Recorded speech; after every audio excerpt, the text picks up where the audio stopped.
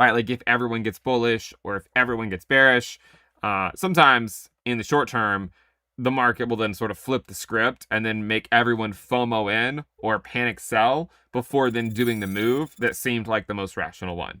Again, markets are irrational, and you shouldn't attempt to try to reason with some of the moves that often happen in the markets. For me, what I'm saying essentially is that I would expect Bitcoin to visit the bull market support band before September is over. If it remains too weak before we even get to September, then that more so opens the door for going below the bull market support band. But, you know, there's certainly no guarantee of that.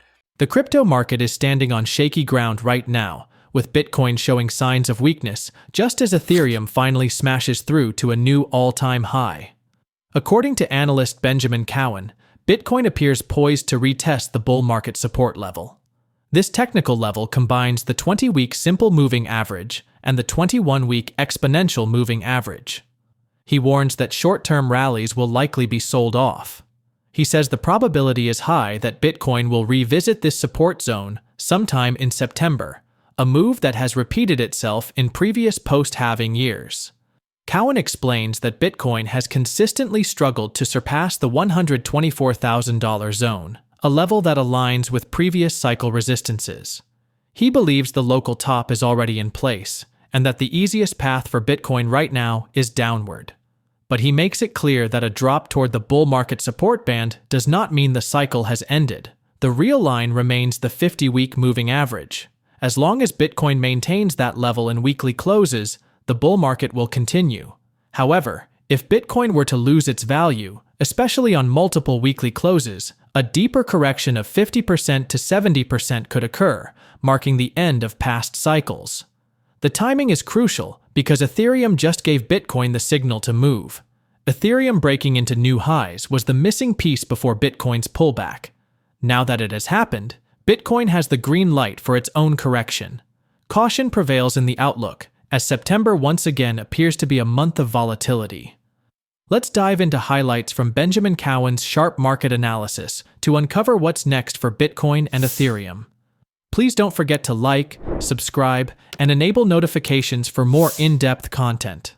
Thanks for joining us again. Enjoy the rest of the video. Whatever rallies happen by Bitcoin for the next couple of weeks, any upside potential will likely be sold off.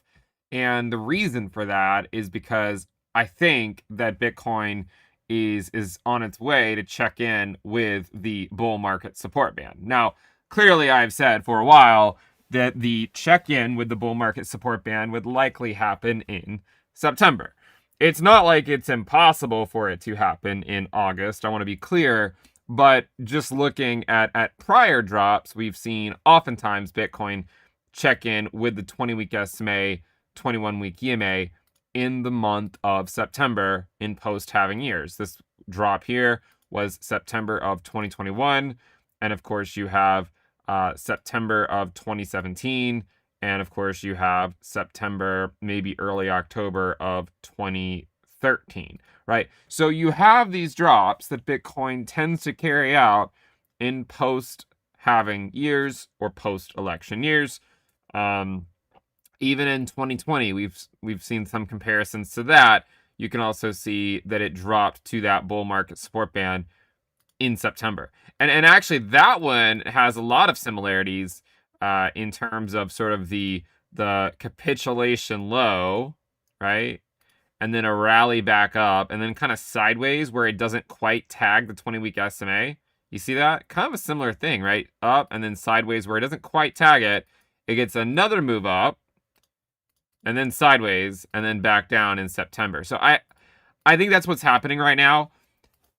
Another thing to remember too is that even in 2020, the move that Bitcoin got after this drop in the first quarter, the move had a local top in August, and that local top was $12.4 to $12.5 thousand, right? So if you look here, if we just grab a price label and put it at that very top, right about there, It was about 12.4 to 12.5K. And you'll notice that this one that we just had, just a couple few weeks ago, was at around 10x that, right? And I don't know what it is about 124 for Bitcoin, but it tends to find resistance at that level. And you might say, well, that's only 2 data points. You're kind of reading into that a little bit. Probably. But the other thing to remember is that in 2013, Bitcoin also found resistance at 1.24K, right? So it just seems like it's a number that Bitcoin will struggle with a little bit. Now, you might look at this top and say, well, has Bitcoin already topped for the cycle? This top actually occurred in November of 2013, right? That was a November top. And then the top we had over here in August of 2020, or in 2020, was actually in August, right? So that's an August high. This is an August high. Hopefully there's another move later on. Obviously there's no guarantees, but right now, I think the most likely outcome is that Bitcoin checks in with the bull market support band, within the next few weeks, right? Like, I don't think we're going to make it through the entire month of September without checking in with that bull market support band. You should also note that there's always a chance we go below it. We did see Bitcoin go below the 20-week SMA in 2023 and 2024 and even early 2025, right? So it's happened many times. It's not like we're immune to that happening again. For me, when we talk about these moves, it just seems like that's a reasonable target in the short term. If and when we get there, then we look around and we assess the market and try to figure out, what's going to happen. But for now, I would say that the bull market support band is where the bulls will at least attempt to fight. And you can see in 2023, something similar happened, right? Where Bitcoin fell back in to the bull market support band, but then it actually ended up falling below it after the bulls, I guess ran out of steam or whatever, and then it ended up dropping below it, and then ultimately Bitcoin recovered. What I would say in terms of the overall market cycle and when it will end is, well, first of all, no one actually knows. I mean, there's a lot of people, a lot of personalities that claim to know, but no one actually knows. I would argue that on a couple of weekly closes below the 50-week moving average, that would be a sign that the cycle would be over, right?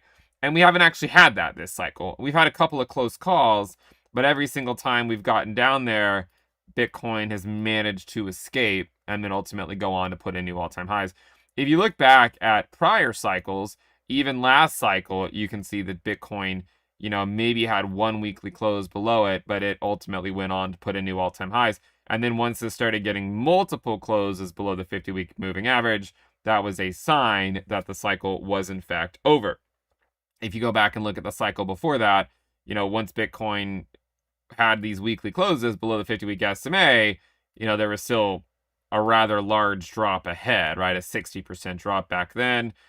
In 2014, once Bitcoin got a weekly close below that 50-week SMA, you basically had a 60 to 70% drop. And then in 2021, when you had that weekly close below that level, again, it was about a 60 to 70% drop. So I think the argument here is that as long as Bitcoin holds the 50-week moving average, then it's always possible for the cycle to go on. If you look at the ROI from the low for Bitcoin and you just compare it to the last 2 cycles, you could see a reason for it to maybe have another push, potentially in the October timeframe. I think the cycle, still there's some reason to believe, right, in the cycle, so long as Bitcoin stays above that 50-week moving average. Whenever Bitcoin drops below the 50-week moving average, at that point, it would make sense in my mind to assume you'll have a 50, 60 to 70% correction, probably somewhere between 50 to 70% from that level whenever the 50-week SMA fails to hold as support.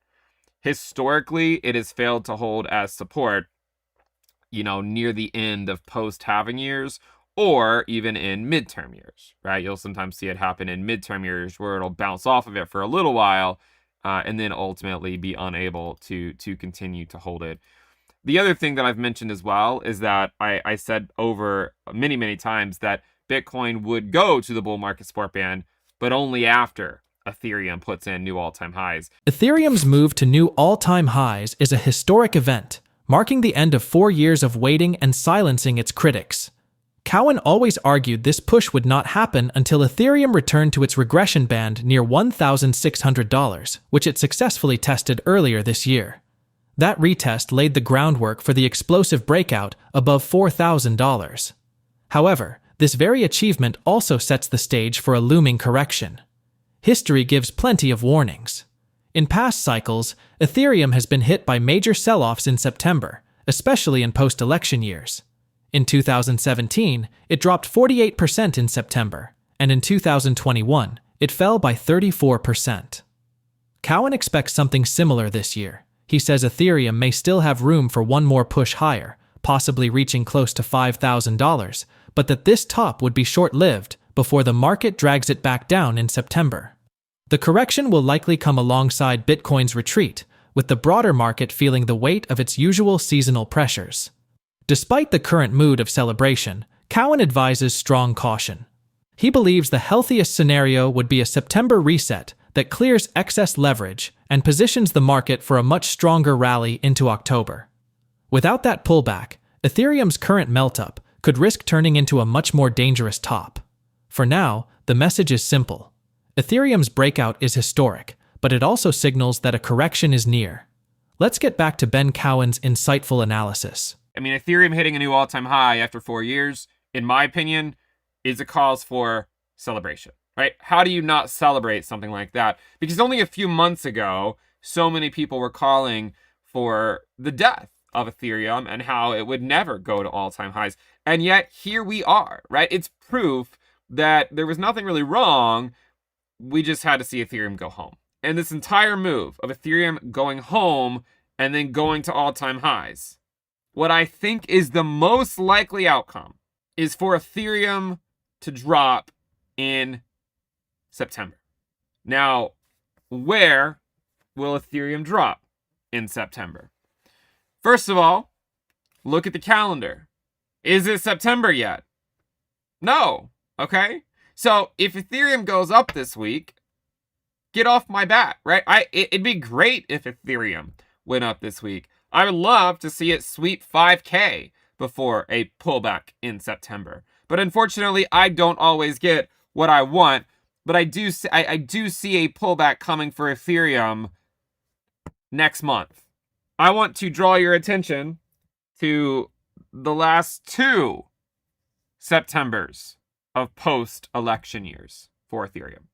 September of 2021, Ethereum dropped 34%. September of 2017, Ethereum dropped 48%.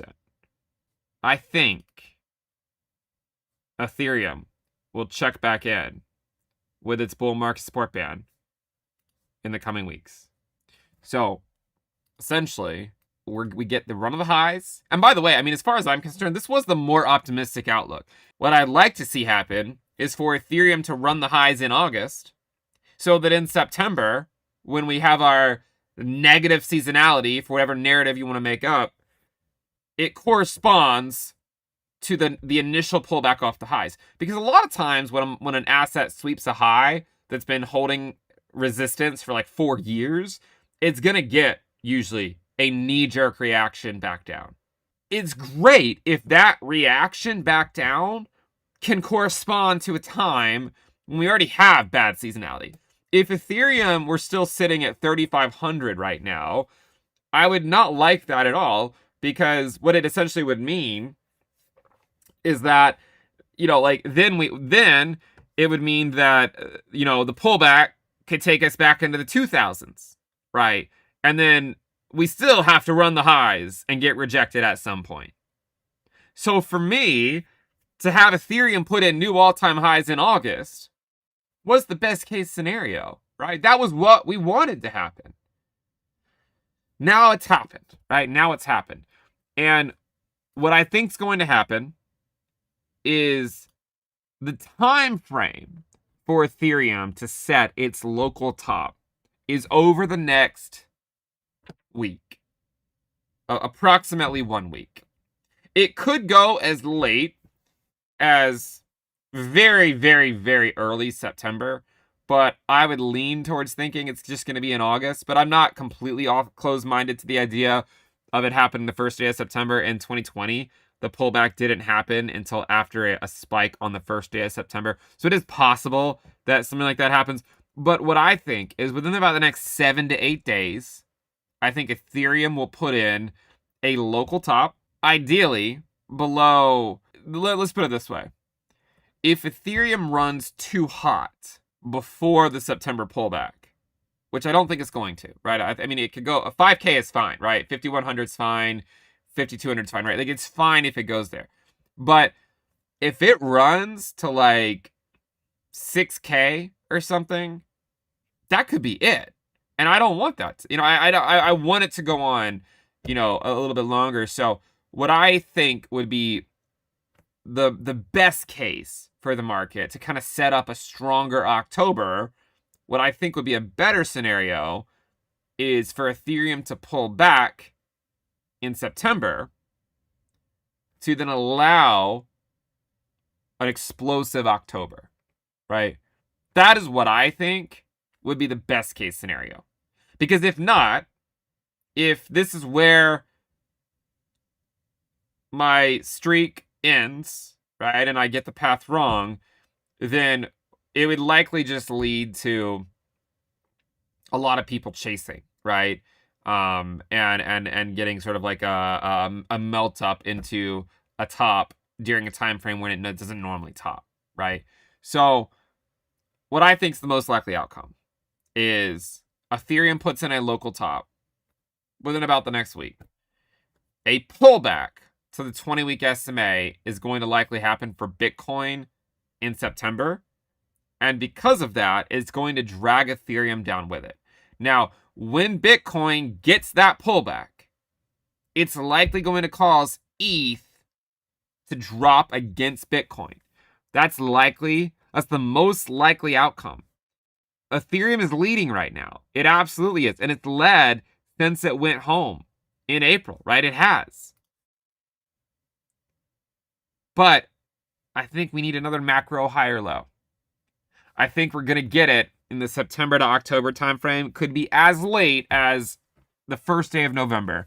But September, October, I think you're going to see ETH Bitcoin start to fall back in a little bit and try to find a macro higher low.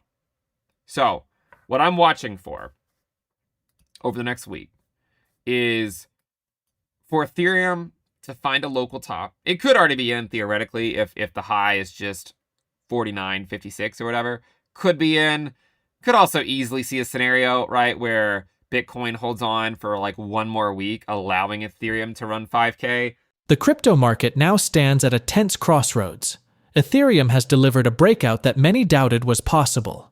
Yet the very strength of this move could also be its danger. Breaking records feels like victory, but Cowen's historical view shows it is often followed by a deep correction, and September seems ready to test both Ethereum and Bitcoin once again. If the cycle repeats itself, Ethereum could drop by as much as 30% from its peak in August, while Bitcoin could slide back into its bull market support band. This does not automatically mean disaster, but it does mean volatility, stress, and uncertainty in the coming weeks. The harsh part about these corrections is that they test conviction. Many who cheered the rally will not have the patience to endure the sharp drawdowns that follow. However, those very pullbacks are often what build the next phase of momentum. For Bitcoin, the most important level is not only the bull market support band, but the 50-week moving average. That line has historically defined the life or death of a bull cycle. Cowen makes it clear that as long as Bitcoin stays above that level on a weekly closing basis, the cycle is intact. Once it loses that level, however, history shows that a cycle top may already be in place, which, in past cases, has led to drops of 60 to 70%.